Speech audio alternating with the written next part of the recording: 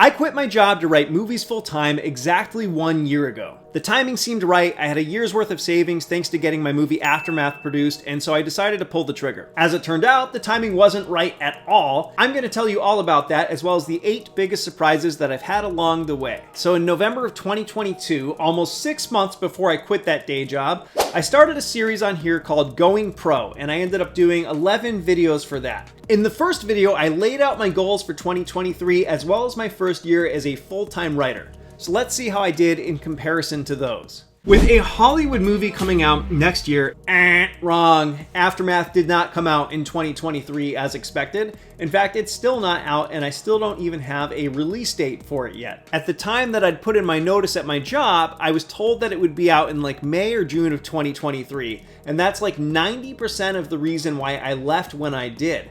Because I have heard that when you get a movie made, you get all sorts of meetings and buzz off of that, and I wanted to be available to take all of those meetings. But the strikes happened, more post-production than expected happened, which is a good thing, by the way. And as far as I know, and I don't hear that much, distribution offers have been coming in, but all of that is still being worked out, and almost 2 years since we started shooting, I still don't know when the release date will be, and there's really not even a trailer out or anything. So, long story short, definitely different than expected. Apparently, by the way, this is pretty normal in the business, but if I'd had any idea that this was possible, I can tell you right now that I would not have quit my job when I did. But I did quit my day job, and you gotta focus on what you can control, and so I have tried to make the most of it. If I haven't made any income by the end of 2023, I'm going to be about a month or 2 out from needing to look for a new job. Okay, so my concerns turned out to be true. Partially in thanks to the strikes, I made all of $1,500 for my writing in 2023, which means that, yeah, I started applying for new day jobs in February. I applied for at least 2 of them every single day and got almost nothing for interviews, which was pretty scary, not to mention demoralizing, because I thought I had a pretty good resume. Thankfully, I never stopped hustling on the writing side, and in the past few weeks, I've managed to pick up 2 paying gigs that are going to float me for at least the next few months, and with a number of other irons in the fire, there's at least a shot that I'll be able to keep things going and try and keep this whole writing dream alive. The most important thing is going to be doing what I can to get the sci-fi, thriller, and Aether into production. So ideally, the rewrites won't be too extensive, but they will need to happen, and a successful year will mean I did my part to give those movies the best shot possible. So I definitely did what I could to help with those projects. They didn't really materialize. The extension on the shopping agreement expired for the sci-fi thriller, and we weren't really any closer to production, so as much as I liked working with those people, my manager and I made the really difficult decision to pull it back and recalibrate. And although a couple moves are still being made with Aether, that's really the type of script that only so many places can make or are going to make, and so it's a slow process. I believe in it very much, but it could be the type of movie that takes 8 or 10 years to get made. So I did what I could, but I've moved on to the next thing. Equally important will be generating new material. So in addition to finishing up my current spec, I need to finish at least the first draft of another by the end of the year. I'll also develop at least 3 other ideas to the pitch outline level so that they're ready to go as I'm taking general meetings, etc. Okay, so in terms of my goals, the actual writing was the one that I had the most control over, and at least I crushed that one. I finished that current spec, I got to the final draft of another, which has a producer attached and is out to several places as we speak.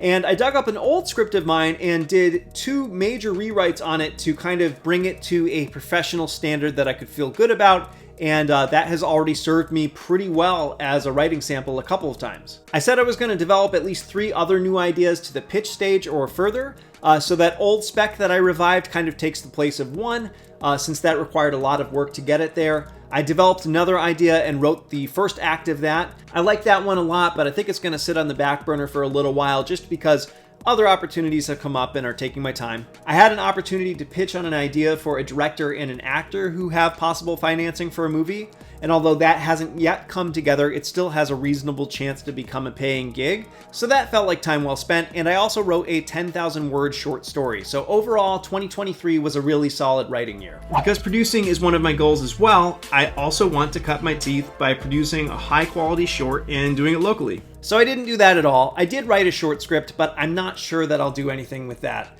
I did do a couple months of producing on a feature that my friend was making, but ultimately had to duck out of that due to other obligations. So this one was basically a fail. I'll have developed another viable income stream, whether that's the odd speaking gig, freelancing, putting out some sort of book, or I don't know. I did pick up a little bit of freelance work toward the end of the year. These were short, relatively low-paying jobs that I mostly found through places like Upwork, but they were something. More importantly though, doing these led to a great job that I'm working on right now and that I'm really excited about. And that never would have happened if I hadn't made an effort to find that extra income source. Also, this is kind of cool. I was offered an opportunity to teach a screenwriting course as an adjunct professor this coming fall. It's unclear right now if I'm going to be available to do that, but it was the entire reason that I did this whole free online course on YouTube. And that wound up being an experience that I absolutely love, learned a lot from myself, and that I never really could have predicted as being a thing. I'm actually in the process of redoing that entire course right now so that it'll be stronger and won't require the live component that it had. And although it's going to remain free and on YouTube and isn't going to lead to any sort of like direct income, I'm excited to put a resource out there like that into the world. Although, in full transparency, I've said in the past that I didn't really care too much about this YouTube stuff that I was doing, and I never wanted to make it a priority. I've kind of changed my mind on that. I've found that I really enjoy doing it. It's fun, it's like a low stakes way to be creative, and it's a way to pay forward many of the things that I've learned over the years to a lot of writers at the same time without charging them for it or like playing the whole consulting game. So you're gonna see a little bit more consistency from me here, at least for a while. And also, you should know that I'm super open to feedback, so feel free to share it. I am a pretty good screenwriter, but I'm still learning this whole YouTube thing. So let me know what's working, what's not, and what you'd like to see. I want to make sure that what I'm putting out there is actually worth your time. And if you like what you're seeing, do the whole like and subscribe thing, because it takes 2 seconds and it'll mean that more people will see it. All right, last but not least, one final thing, and I'm putting a big asterisk on this as a 2023 goal, because sometimes it just takes a long time to find the right person, but I'll be looking to add an agent to the team. As someone who lives outside of LA, there's no question that that will be critical to building momentum and keeping it going. Yeah, so that was a goal that I didn't hit. What I did do was change management. That was a scary move because although I had come to the conclusion that it was just not the right creative fit, I liked my previous manager very much. He's a great guy and he was instrumental in getting Aftermath made, and it was hard to know in the moment if I was making the right call. Not to mention there was like a whole lot of gratitude there. It took a while, but I did end up signing with a new manager. We've been working together for 5 months now, and I feel really confident that it was the right move. I'm glad I trusted my gut because fit really does make a difference. So that's how I did in comparison to my goals. But what were the biggest surprises from my first year as a full-time writer? First, writing feels different when it's tied to your primary source of income. I always felt that there were stakes tied to my writing because I knew that I wanted to do this for a career, and I knew that I had to get my work to a really high standard in order to be able to do that successfully. But it does feel different when it's how you put food on the table. And although writing is definitely still a joy, there's a pressure there that just wasn't there before. What I've learned is that finding some other no-stakes creative outlet is critical. Lately, I've been putting a lot of time into a D&D campaign that I'm running for my kids and their friends, and that has been an absolute blast. I get to be creative while knowing for a fact that I will never make a dime off of that work, and that purity is honestly just a really nice thing. So if you're moving into professional writing, that's just something to think about. Is there another creative hobby to which you can devote some of your time? I think it's a really healthy thing to do. Second, you get more rejections than ever. You think it's bad when you're querying or entering contests or whatever? When you're doing this full time, your work is constantly being submitted. And just like with basically every project ever, including many of our favorite movies, most people in most places are going to pass for any number of reasons. So far, I have not been able to get to a point where rejection feels good, but most of the time it does sting way less than it used to, and that's important because there's another form of rejection that I haven't yet faced. Bad movie reviews. I haven't seen anything since a rough cut, but by all accounts, the final cut of Aftermath is supposedly looking great. It really doesn't matter. No movie escapes a few bad reviews, and that's going to be an interesting thing to deal with. So consider the rejections as you're trying to break in, just like a twisted kind of immersion therapy, because you're going to need that, and that's how I'm trying to think of it all right now. Third, anxiety. I've mentioned in a couple videos before how I have struggled with depression from time to time throughout my life, but I've never really been a person who had problems with anxiety. And because of that, when I had coffee with a local freelance writer a few months before I went full-time, I told him that I didn't think I'd be too anxious about income. And he kind of laughed and said something like, well, we're all gonna hate you for it then, because the rest of us definitely are. So the good news is, other freelance writers have one less reason to hate me. The bad news is that anxiety has definitely been a thing. It wasn't really that bad until like the last third of 2023, as I watched my savings account get lower and slowly began to realize that the chances of me getting a writing gig and that turning into an actual paycheck before I would need to go get a day job were becoming relatively few. And then when I started to apply for day jobs and could barely even get an interview, it obviously got even worse. And as that anxiety got worse, my productivity went down, and I've had to try a ton of different hacks and just constantly switch things up in order to continue producing and stay on track. I've managed to do that for the most part, but it was definitely an unexpected challenge. And on the subject of that, the fourth big surprise has been that my pure passion for writing has not been enough to keep me writing throughout the day, day in and day out. I totally thought it would be. I used to scoff at John August when he'd say on his podcast that he'd get about 3 hours of writing done on an average day. I just knew that when I went full time, I was going to blow him out of the water. And sure, on some days, especially in those earlier months, I've written many more hours than that. But there have also been quite a few days where it's been hard to do even that amount if I'm really being honest about how I used my time. And for what it's worth, most people who know me in real life consider me to be really disciplined. It is hard when you're working alone with no direct boss and not even any peer pressure from colleagues to stay on track all day long, day after day after day. Once again, I've had to intentionally find hacks to just force me to get work done. And I'm sure I'll talk more about these in some other video, but I will say the journaling that I do every single morning as a tool for assessing where I'm at and recalibrating my priorities has been super helpful, and it's something that I am going to continue to do. So if you're not yet writing full time, but you'd like to be, the more discipline that you can develop ahead of time, the better off you're going to be. Fifth, speaking of being alone all day, loneliness is something that surprised me and that I didn't even realize was affecting me until a few months ago. Some people might be fine working alone all day and barely interacting with others. That's not me.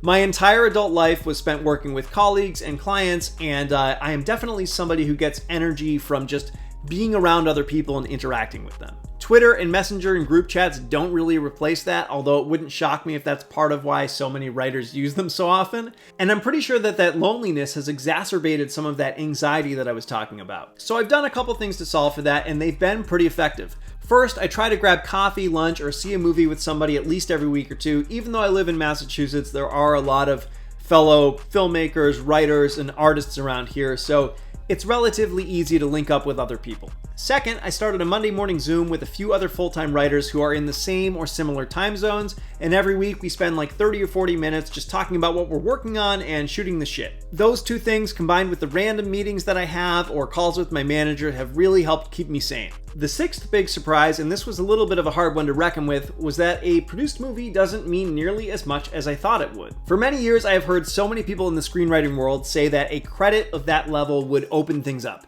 Agents would come calling, job opportunities would be everywhere, etc., etc. Now, Aftermath hasn't been released yet, and so I guess maybe it's possible that, all of this will change once it has been, but I have seen very little impact on my career from actually getting it made. No agents or producers saw that Deadline article and reached out to me. When I was querying new managers last year with a brand new action spec and the information about Aftermath front and center, I got basically 0 bites. The managers who did read me were basically all referrals, and that is how I wound up getting signed again. I do think having Aftermath makes it just a little bit easier for my manager to get somebody to read my work now, but only barely. For the most part, he's getting my work read because of his relationships, and people are responding to it based on whether it's a fit for them or whether they like it. As far as I can tell, it is much less about what you've done in the past and much more about what you are bringing to the table right now. And on that note, the seventh surprise, and I already kind of touched on it, was that things are probably not going to happen when you think they will. I made a massive life decision based on what I thought the timing of Aftermath's release would be, and that turned out to be way off, and my year has looked much, much different than expected as a result. I still think it's good that I took the plunge because, nothing ventured, nothing gained, but it's worth keeping that kind of thing in mind as you make big decisions. And finally, here's the eighth surprise, and it's gonna sound kind of obvious, but just stick with me here.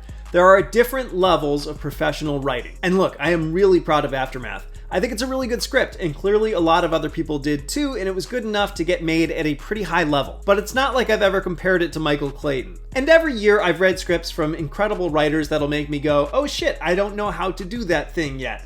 So it's not like I'm unaware of the fact that there are different levels of professional writing, but what I hadn't really done before this past year was experience those different levels firsthand. Within a few weeks of signing with my manager, who is quite blunt, but like in the way of a coach who's very much on your side, he'd read most of my work and he flat out said to me, look, you've got a bunch of scripts that are worthy of being made, and we can attach bankable directors and cast to these, and we can turn them into movies. What you don't have is that mind-blowing writing sample that's going to turn you into a studio writer and get you the jobs that you want. So that wasn't what I wanted to hear, but it was what I needed to hear. And thankfully he felt that we could get a couple of my scripts to that level without too much work. So we took one that had already done pretty well for itself in the past in terms of generating industry interest, and we spent a couple weeks just talking about how to elevate it. And then before I knew it, I was thinking about it from like an entirely different perspective. I knew how to approach it, and I also knew that I had to go and do a page 1 rewrite. And so I sucked it up and I did the work, and it was way, way better. And then after some back and forth with my manager, I went and I rewrote 40 pages of that. And now, without a doubt, it is the best thing that I've written. My manager's been sending it out for the purpose of getting it made. We've already got a lot of interest. It's been getting passed around a little bit, and already 2 people have called him back saying they're interested in me for a job. That is a new thing for me, and it's a good lesson. If we want to do this professionally, we've got to be humble enough to accept that something can always be better, and that we can always be better. So here's where I'm going to leave you. No matter where you're at with your writing right now, what step can you take to push yourself to the next level? You can let me know in the comments if you want, or you can just keep it to yourself, but either way, I encourage you to do it.